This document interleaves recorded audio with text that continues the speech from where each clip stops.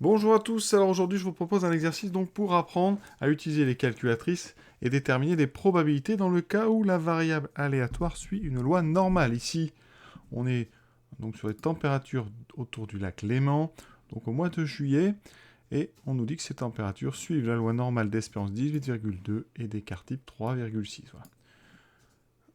Une personne part camper, elle s'intéresse donc sur les températures, voilà, et donc il faut ici donner une température T0 pour laquelle on peut dire donc 80% du temps l'eau est à moins de T0, pareil pour à plus de T0. Ensuite on parlera d'intervalle centré, donc ça va être l'occasion de vous montrer comment avec les calculatrices on peut inverser des lois normales. Première étape, traduire le texte. Donc on va créer une variable aléatoire T, qui sera donc les températures de l'eau. En juillet, donc autour du lac Léman. On vous demande une température T0 pour laquelle on peut dire donc 80% du temps l'eau est à moins de T0. Ça veut dire que on cherche une température T0 telle que la probabilité que T soit à moins de, donc T est plus petit que T0, et cette probabilité doit être 0,80, donc 0,8. Alors T strictement ou T inférieur ou égal, on est sur des lois continues, donc ça ne changera rien sur la valeur. Donc on va faire du T inférieur ou égal. Ici, donc il s'agit d'inverser loi normale, donc vous ne connaissez pas ici T0, vous connaissez le résultat du calcul. On va donc faire ça avec les deux modèles les plus répandus, donc Casio TI-83, et je montrerai pour ceux qui ont une Numworks à la fin, tout en même temps, comment on fait. Donc ici sur une Casio, vous avez donc dans le menu Statistiques, voilà, ensuite Distribution, donc F5, puis Normal, F1, et vous allez dans NCD. Alors NCD, vous allez dans inverse loi normale. Ici, on va inverser une loi normale. Donc voilà. Et ici, il faut donc savoir un petit peu comment on utilise ce menu. Donc vous avez data, donc ça vous mettez toujours variable. Par contre, ici, vous avez trois types de calculs possibles. Et on va les voir justement dans notre exercice. Ici, on va y marquer donc, soit central, soit left, soit right. Donc c'est la forme en fait de ce que vous cherchez. Ici, si on fait un petit dessin, on a notre loi normale ici, et on cherche un T, ici on cherche T0, tel qu'on soit plus petit, donc on cherche une zone ici, une aire qui est à gauche, d'accord. Et cette aire, elle doit valoir combien? Elle va valoir 0,8, donc ici je mets une aire à gauche, donc left, qui veut dire gauche en anglais, l'aire donc 0,8, j'indique mon écart type, donc 3,6, je valide, pardon, 3,6, ensuite j'indique ma moyenne. Alors, ma moyenne, c'est donc 18,2. Je valide. Et le résultat s'affiche. Donc, c'est T égale 21. Donc, T0 vaut à peu près 21,2 degrés Celsius. Sur la Texas, donc vous allez dans distribution, donc seconde, ici variable. Inverse soit normale, numéro 3. L'air, vous voulez 0,8. Une moyenne de 18,2. On vous indique un écart type de 3,6. Vous voulez une zone à gauche, donc vous indiquez gauche, voilà. Et ensuite, vous mettez coller et vous exécutez. Et vous trouvez 21,2 comme pour notre Casio. Deuxième question, on veut une température T1 pour laquelle on peut dire 30% du temps, l'eau est plus chaude que T1. Donc on cherche un nombre donc T1 tel que la probabilité que T soit plus grand que T1, plus grand ou plus grand, strictement ça ne change rien, doit être égal à 30%, donc 0,3. Tout de suite nos deux calculatrices. Donc on revient en arrière. Vous avez juste à changer ici bien la forme donc, de ce que vous cherchez. Ici sur Casio, ils appellent ça tail. Donc il faut, si vous avez compris le dessin, vous cherchez une forme, une aire qui va être de 30%. Donc ici, vous devez avoir une aire comme ça avec 30% ici.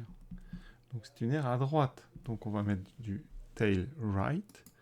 On indique une aire par contre de 0,3 et on ne change pas le reste. Rien n'a changé maintenant.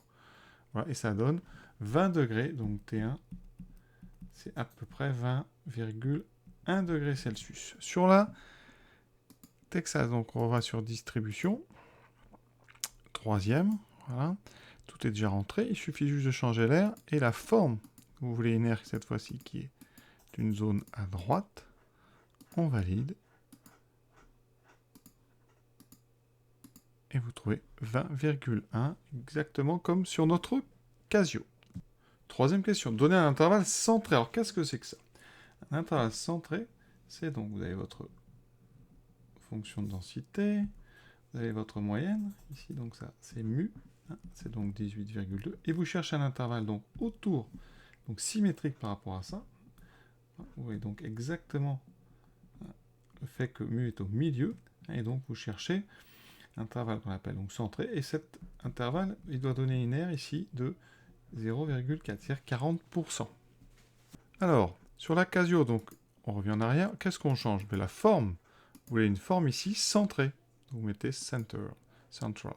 Donc ici, vous changez l'air est de 0,4, voilà, et ça vous donne donc l'intervalle, donc avec les deux températures, donc T doit être entre 16,3 à peu près, hein, et 20,1, voilà. C'est pas très précis, mais ça donne une bonne fourchette. Ensuite, sur la Texas, donc on revient à distribution, on inverse ici, la chose qui change, donc l'air c'est 0,4, et votre zone est une zone centre, CTR, voilà. Vous n'avez plus qu'à coller, exécuter, et vous avez le même intervalle que je viens de donner. Alors, quatrième question, c'est la même question mais avec 68%. Alors vous allez voir, on va d'abord faire avec la machine, donc la seule chose que vous changez c'est l'air, vous mettez 0,68. On va noter ici ce que ça donne, donc T, je vais arrondir, donc T doit être entre 14,6 et 21,8. Voilà. Comment on aurait pu trouver ça sans la calculatrice?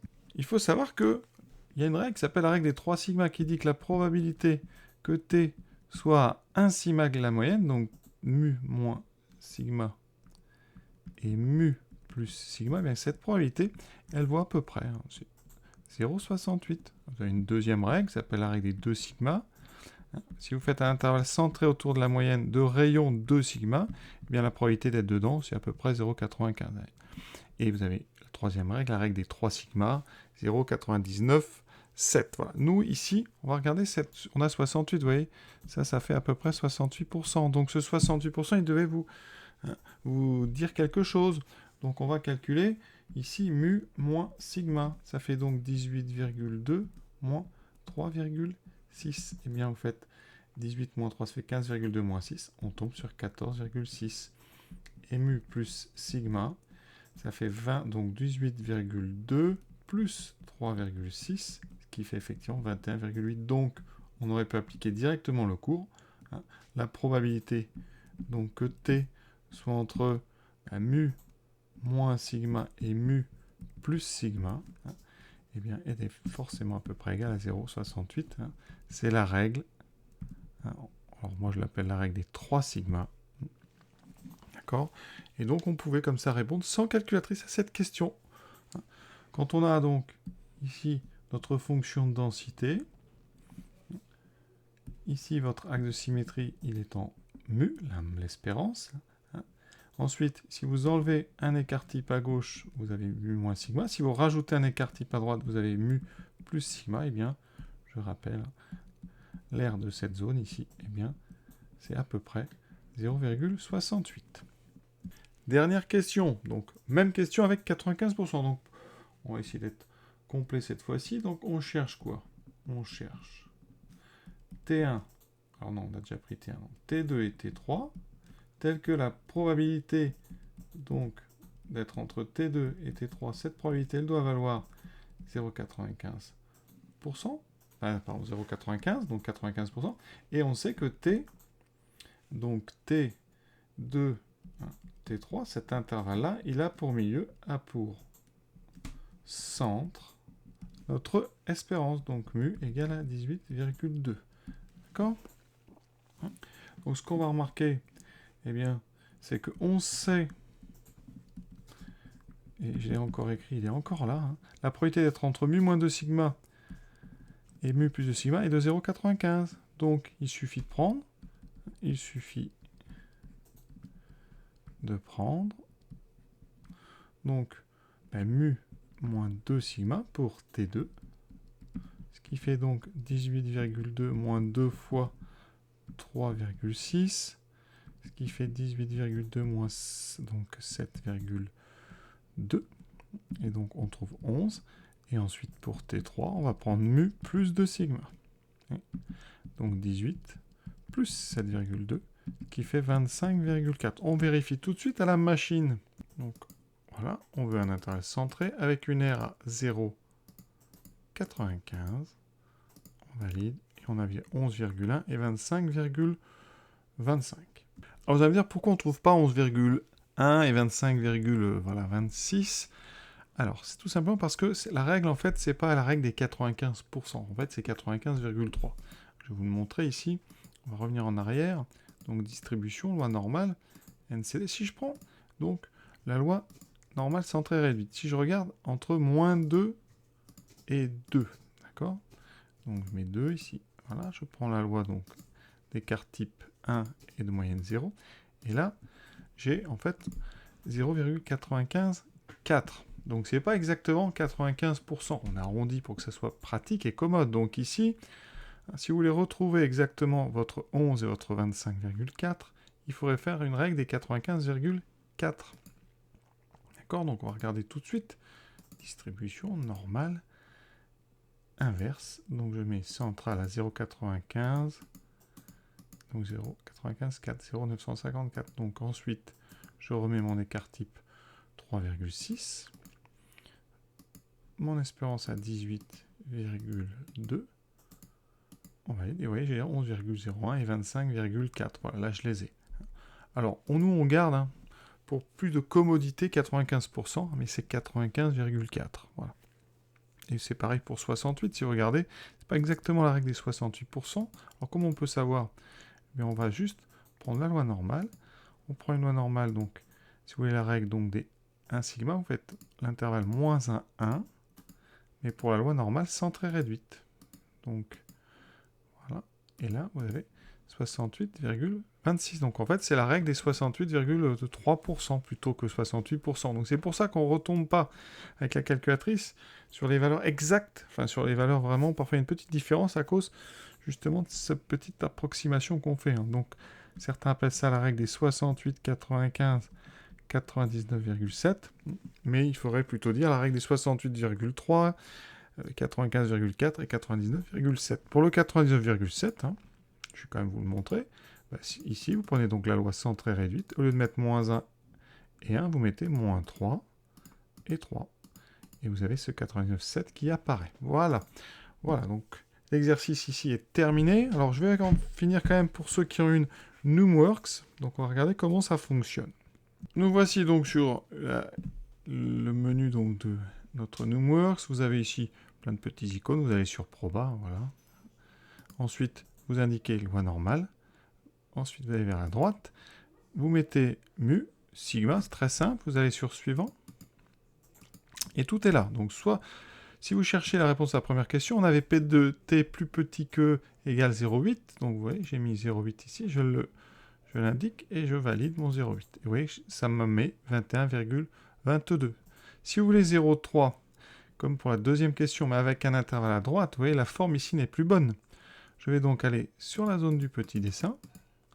Je valide. Et ici, on me propose donc soit gauche, centré ou droite. C'est tout simple. Donc là, je mets droite. Je vais indiquer ici 0,3. Et on retrouve notre 20,1 degrés de la deuxième question. Si vous voulez un intervalle centré, vous allez donc ici, vous changez le petit dessin, vous montez, vous mettez ici centré, et vous indiquez alors soit les valeurs, soit la probabilité. Donc si vous voulez du 68%, vous mettez 68, enfin 0,68, pardon, mettez pas 68, 0,68, voilà, vous validez, et ça vous donne vos deux températures ici, donc 14,6 et 21,8. Vous voyez, c'est très simple, tout est dans le... C'est un seul menu pour les trois. Ça dépend ce que vous voulez calculer. Et donc, c'est quand même assez pratique, j'avoue. Le petit dessin, une fois que vous avez compris le truc, c'est très simple. Vous choisissez la forme ici de l'air que vous cherchez. Donc, ça relie en plus le calcul à l'air, ce qui n'est pas négligeable. Voilà. Donc, cet exercice est à présent terminé. Je vous souhaite une bonne fin de journée à tous. À bientôt.